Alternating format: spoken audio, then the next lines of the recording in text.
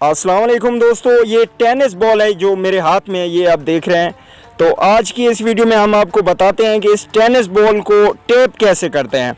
बाज़ लोग हैं ख़राब टेप करते हैं, 2-4 ओवर जब हो जाते हैं ना तो इसका टेप उतर जाता है और सही नहीं होता। तो आज आपको परफेक्ट और क्लियर करके एक एक करके आपको बताएंगे कि टेप कैसे किया जाता है। ये मेरे हाथ में टेप है, तो चलिए वीडियो स्टार्ट करते हैं।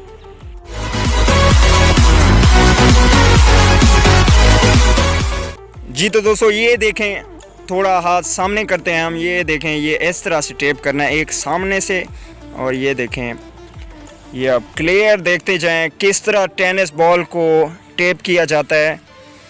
ये आप देखते जाएं, मुकम्मल आपको टेप करके दिखाएंगे बॉल पे।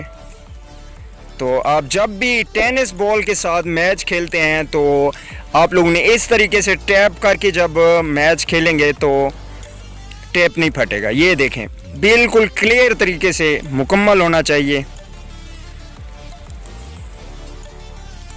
ये देखें, ये मुकम्मल हो गया।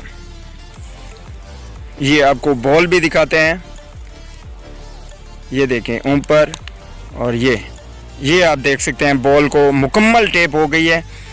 ठीक है, इस तरीके से टेप की जाती है। ठीक है, आप मुकम्मल वीडियो को रिवर्स करके दोबारा भी देख सकते हैं कि टेप किस तरह करना है।